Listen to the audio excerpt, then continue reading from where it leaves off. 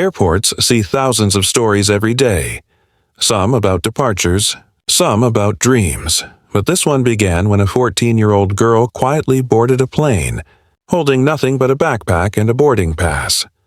No one knew she was a young CEO, or that in just 5 minutes one man's arrogance would stop an entire flight. A moment born from prejudice would soon become a lesson the whole world would remember.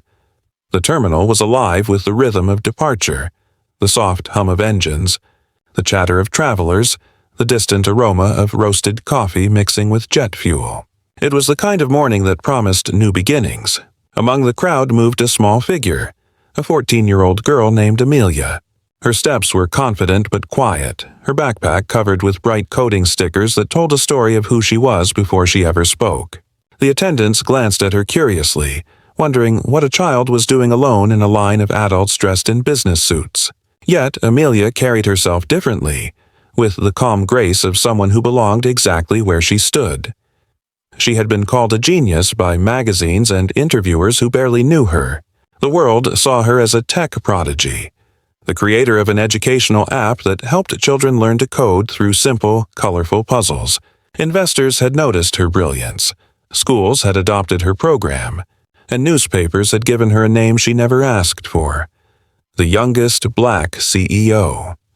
Today, she was flying to a national innovation conference where she would receive an award for her work. Her sponsors had arranged everything: the flight, the hotel, even the seat she now searched for in business class. To her, it wasn't about luxury.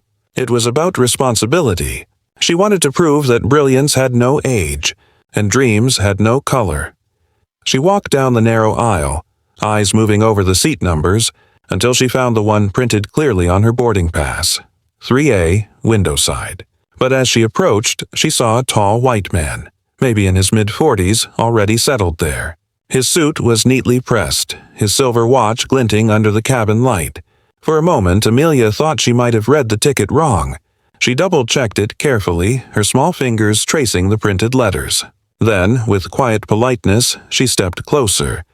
"Excuse me, sir," she said softly. "I think this is my seat." The man barely looked up from his phone. His eyes flicked toward her for a second, then returned to the screen. His tone was casual but sharp enough to cut. "I'm sure it's not," he said, smirking. "Maybe check the number again. This isn't the kids section." A few passengers in nearby rows chuckled under their breath. Someone whispered something that made another laugh quietly. Amelia felt their eyes on her, heavy and uncomfortable. Her cheeks warmed, but her expression stayed calm. She looked again at the boarding pass, her voice steady as she held it out to the approaching flight attendant. "Excuse me," she said. "There might be a mistake. My seat is 3A. The attendant, a young woman with tired eyes and a practiced smile, took the ticket and glanced between the pass and Amelia. For a moment she seemed uncertain. Then, instead of addressing the man in the seat, she crouched slightly as if speaking to a child. "Just wait here for a minute. Sweetie," she said kindly but dismissively. The man leaned back with satisfaction, folding his arms across his chest. "Told you," he murmured loud enough for Amelia and everyone else to hear. Amelia said nothing. Her hands held the strap of her backpack as she stood quietly in the narrow aisle. Around her, the boarding continued, passengers squeezing past, stealing glances at her. Some seemed curious, others indifferent. A few wore expressions that said, "She must have made a mistake." But Amelia had not. She knew she hadn't. She had read the ticket 3 times. She had checked the flight number twice before even boarding. She could recite the seat number by memory. Still, she didn't argue. She had learned long ago that some battles weren't worth loud words. They were worth quiet patience. The narrator's voice softens, describing the way her eyes stayed steady, not angry but thoughtful, as if she was already calculating something deeper than pride. This wasn't the first time someone had looked at her and seen just a child, or worse, someone who didn't belong. It wasn't the first time someone had assumed she couldn't afford a space, or understand it, or deserve it. Yet, she never let it change her tone. The flight attendant moved away to check something, leaving Amelia standing between 2 rows. The hum of luggage doors shutting filled the cabin. The last few passengers took their seats and the line disappeared. Amelia was still there. A young black girl, ticket in hand, standing in a cabin full of adults who thought they already knew her story. Outside the window, the sun brightened the edges of the plane. The air shimmered with heat. Inside, the mood felt colder, like the space between courtesy and condescension. The man in her seat crossed his legs and glanced at her once, then at the flight attendant who hadn't returned. His smirk deepened. She didn't look away. For a brief moment, her gaze met his. Steady, calm, unbroken. No anger, no fear. Just quiet confidence, as if she was saying, without words, "I'll wait." The truth always takes its seat eventually. The final boarding call echoed through the speakers. The doors were about to close. Passengers fastened their seatbelts, adjusted their headphones, scrolled through their phones. And there she was, still standing, a 14-year-old girl with a ticket to a seat she had rightfully earned, waiting for a world too slow to recognize it. As the narrator's voice lingers, tension fills the cabin. The unfairness is visible, almost tangible. Yet Amelia doesn't flinch. Her calmness, her quiet strength, feels larger than the small space she's been forced to stand in. The engines begin to hum, but something feels unresolved, like the calm before a storm that no one knows is coming. In that silence, every glance, every whisper, every smirk will soon find its answer. And Amelia, still waiting, still dignified, is the calm at the center of it all. The doors of the plane sealed shut with a soft hiss, locking in the hum of air conditioning and the faint murmur of passengers settling into their seats. The aisles cleared, the cabin lights dimmed, and the flight attendants began their routine checks. But in row 3, something was still out of place.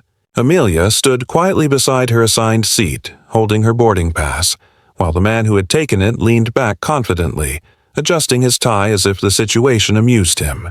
His smirk hadn't faded since boarding, and every glance he cast at her seemed to say the same thing.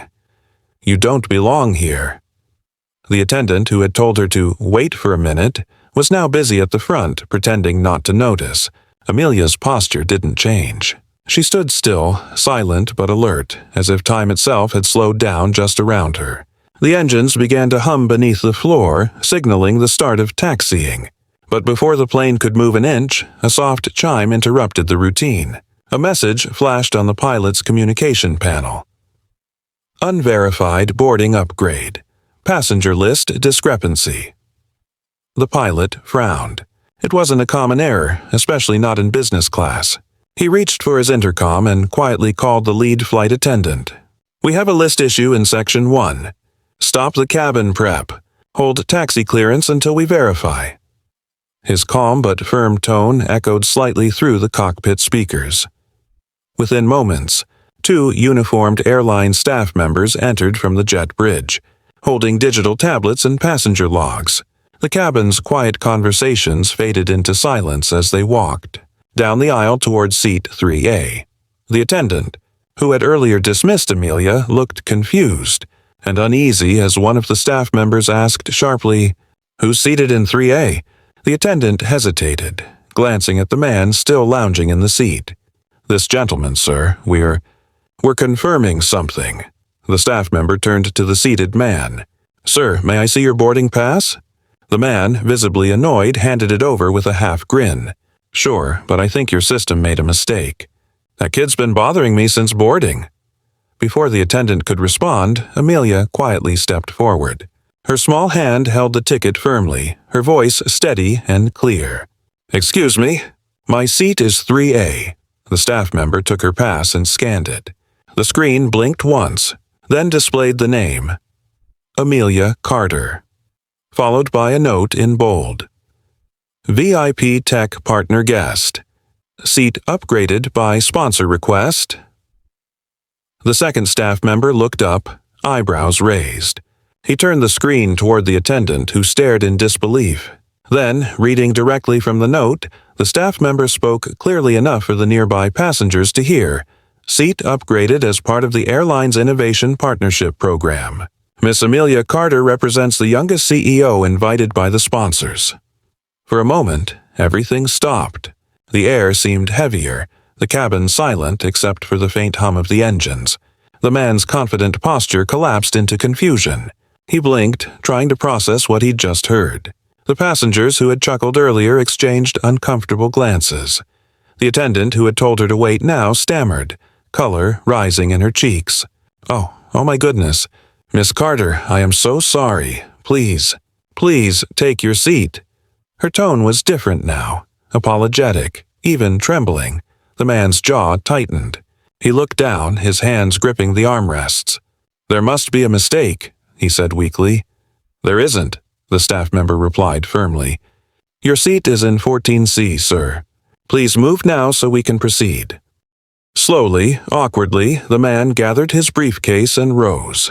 The sound of his seatbelt unclicking felt louder than it should have. Passengers watched silently as he made his way down the aisle, the weight of every stare following him. The arrogance he carried earlier had melted into something small and colorless. Embarrassment stripped bare in front of everyone. The flight attendant quickly helped Amelia place her bag in the overhead bin. "I truly apologize, Miss Carter," she said softly. "We had no idea," Amelia smiled gently. "It's all right," she replied, taking her seat. Her voice was calm, not sarcastic, not angry, just sincere.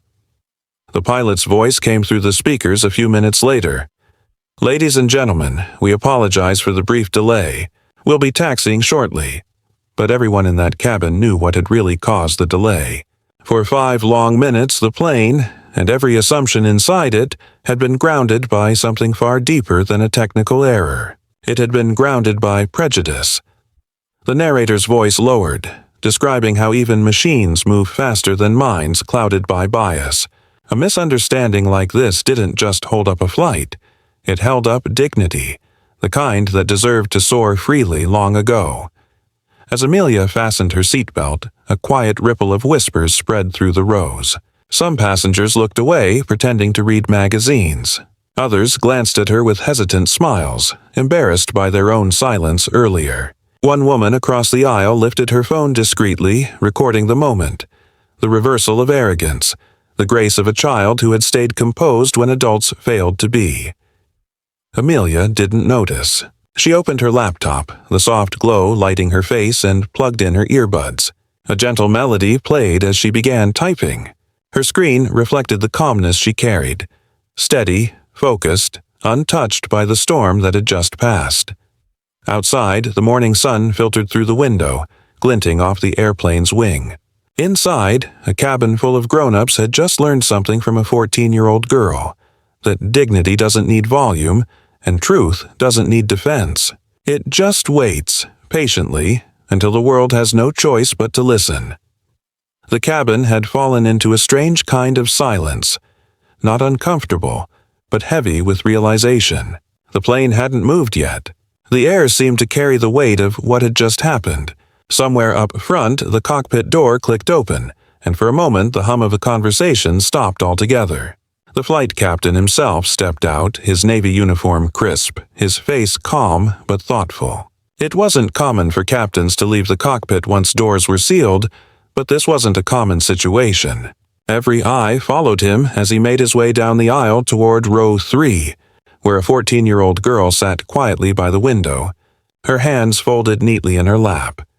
When he reached her seat, the captain stopped, adjusted his cap, and spoke with the kind of sincerity that filled the room. "Miss Amelia," he began, his tone steady but warm, "on behalf of the entire crew, please accept our sincerest apologies. You honor this flight by being on board." The words hung in the air. There was no microphone, no announcement, just his voice, low but strong enough for everyone nearby to hear. The contrast between the man's authority and Amelia's quiet youth was striking. A uniformed captain bowing his head slightly before a teenage girl. It wasn't a scene anyone expected to witness 30 minutes ago. A ripple of emotion moved through the cabin. The man who had stolen her seat shifted uncomfortably a few rows back. His once proud shoulders slumped. His face turned a shade of red that deepened with each passing second. He stared down at his hands, avoiding the captain's eyes. Avoiding everyone's eyes. A few passengers raised their phones discreetly, capturing the moment. not out of cruelty but reverence. They wanted to remember it. The humility, the reversal, the truth. Amelia didn't speak right away. She just nodded gently, her eyes soft but focused. She wasn't angry. She wasn't proud. She was simply thoughtful, as though her mind was far away, tracing the quiet lessons hidden beneath the embarrassment unfolding around her. Inside her, something stirred. Not satisfaction, but understanding. This wasn't about revenge or proving anyone wrong. It was about how easily people could misjudge a person before even learning her name. She turned to her phone and opened her Notes app. The cursor blinked patiently on the blank page as if waiting for something profound. Her fingers began to move across the screen, typing words that carried the calm wisdom of someone far older than her age. If they see your color before your worth, stay calm. The truth will always board on time. The line sat there, glowing faintly on the screen, reflecting in her eyes. She read it once, then locked her phone and placed it on the tray table. Her expression didn't change, but the moment had already said everything that needed to be said. The captain nodded again, still standing by her seat. "Thank you for your grace, Miss Carter," he said quietly, and then turned to the passengers, his voice firm yet humble. "We appreciate your patience, ladies and gentlemen. We'll be departing shortly." Then he made his way back to the cockpit, leaving behind a silence that was no longer heavy, just thoughtful. The attendants moved differently now. Their voices softened when they spoke to Amelia. One of them returned with a warm drink on a tray. Another adjusted her seat slightly for comfort.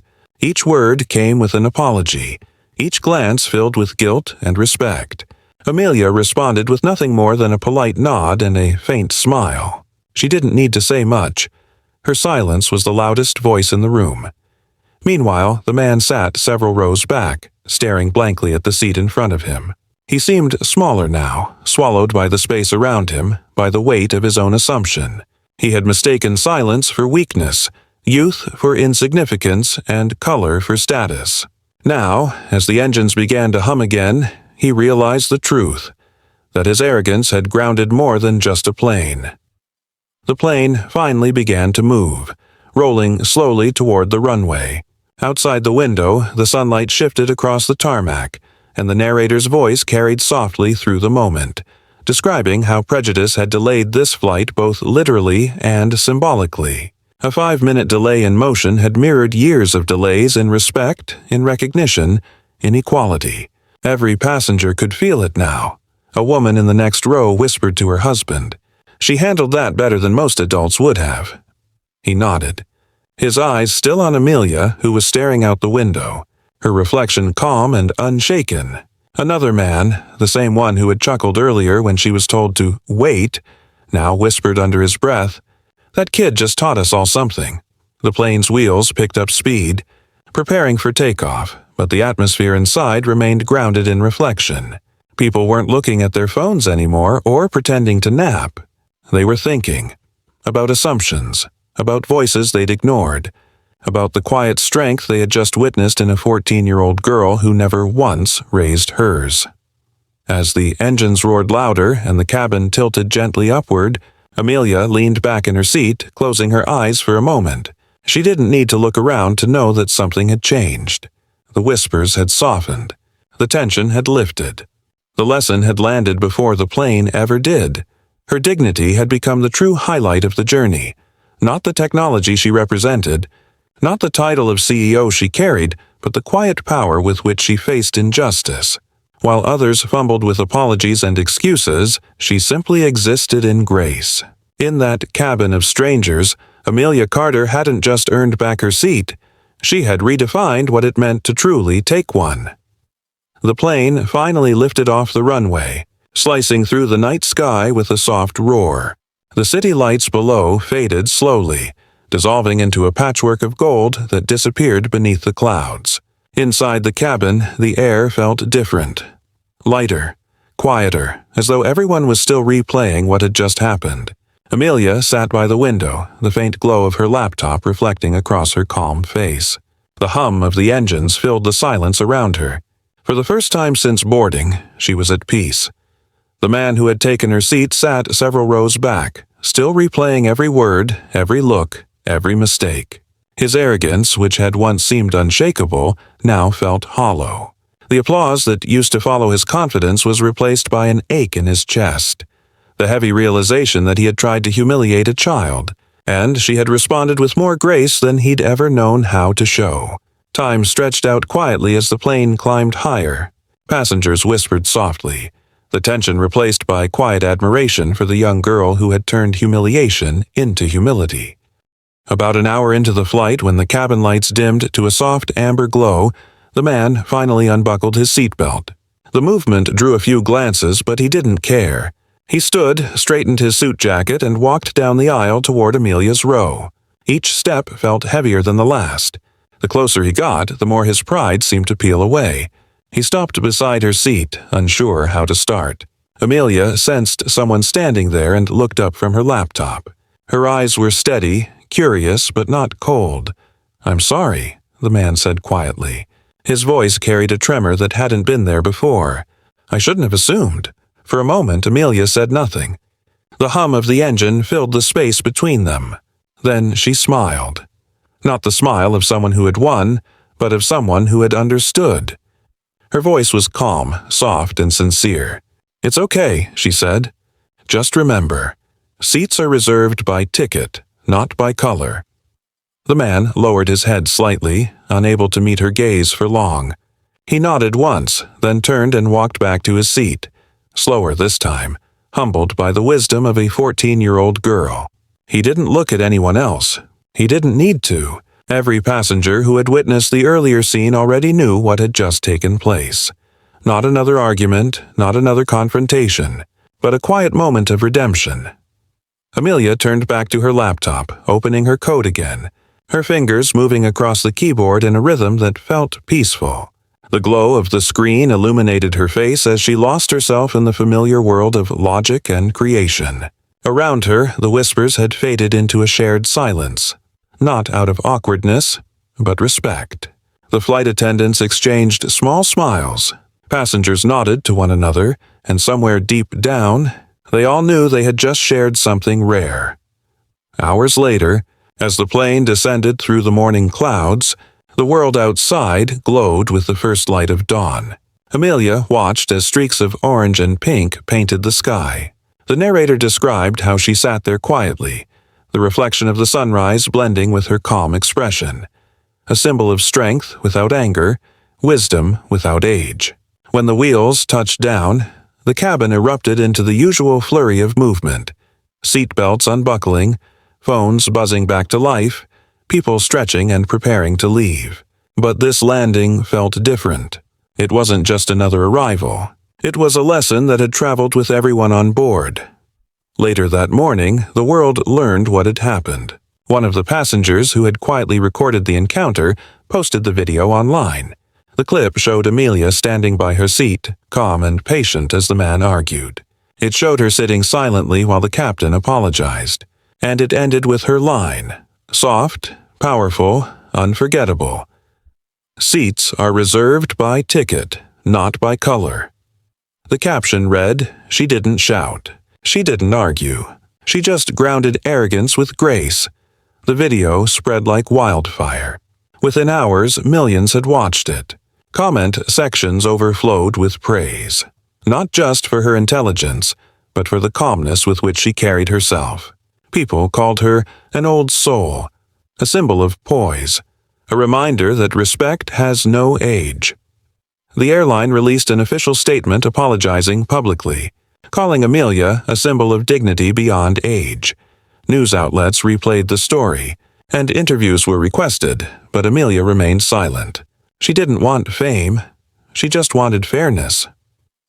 Back home, as she sat by her window later that day, the golden light of morning streaming across her face, Amelia reflected quietly. She realized that leadership wasn't about commanding others, raising your voice, or demanding attention. True leadership was about remaining calm when others lost their balance. It was about staying grounded when the world tried to lift arrogance above you. The narrator's voice softened as the story came to its close, describing Amelia's peaceful expression as the plane disappeared behind her memory, an ordinary flight that had turned into a lesson for millions. In that quiet reflection, one truth stood clear. Respect could never be measured by color, age, or title. It came from the heart, from humility, from the grace to forgive even when the world doubted your place in it. And as the final words settled into silence, the narrator concluded with a truth that echoed beyond the story, a truth that had already taken flight around the world. Respect has no age, no color, and no size. Arrogance can take off fast, but truth will always ground it